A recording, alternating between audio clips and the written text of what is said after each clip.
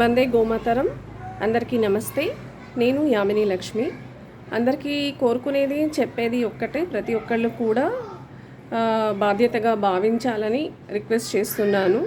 గోవధ నిషేధము అమలు జరపాలి భారతదేశంలో మొట్టమొదట, దాని తర్వాత ప్రపంచవ్యాప్తంగా ప్రయత్నం చేయాలి. కలిసి వస్తే ఒకేసారి ప్రపంచవ్యాప్తంగా కూడా గోవధ నిషేధం అనేది అమలు జరిగితే చాలా సంతోషము. చాలా ప్రమాదంలో ఉన్నది మన గోమాత, గోవంశము. అసలు ఎవరికి కూడా ఏమీ పట్టట్లేదు. ఎన్నిసార్లు మొరపెట్టుకున్నా, రిక్వెస్ట్ చేసిన ప్రభుత్వాలని కానీ ఎవరిని కూడా. ఇప్పుడు ఆంధ్రప్రదేశ్ సీఎం చంద్రబాబు నాయుడు గారికైనా, తెలంగాణ రాష్ట్రం రేవంత్ రెడ్డి గారికి, అంటే ఒక్క రాష్ట్రము ఒక్క ప్లేస్లో జరిగితే అని కాదు, మొత్తం యావత్ భారతదేశంలో నరేంద్ర మోడీ గారు మన భారతదేశ ప్రధానమంత్రి, ఆయన అనుకుంటే పెద్ద విషయం కాదు. ఆ బిల్ పాస్ చేయించి ఆల్రెడీ మన రాజ్యాంగంలో ఉంది, ఆర్టికల్ 48. దాని ప్రకారము గోవధ అనేది చాలా చాలా తప్పు, క్రైమ్ అనేది ఉంది.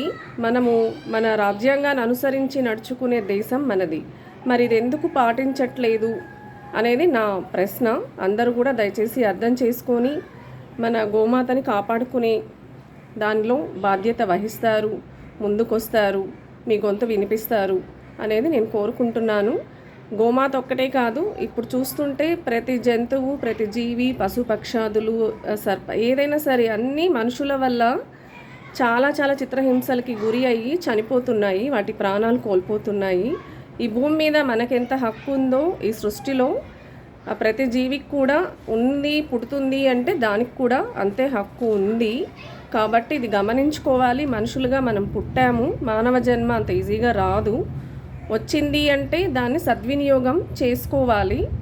ధర్మో రక్షతి రక్షతిహ. నేను చెప్పింది మీకు అర్థమైందని అనుకుంటున్నాను. జై గోమాత, వందే గోమాతరం.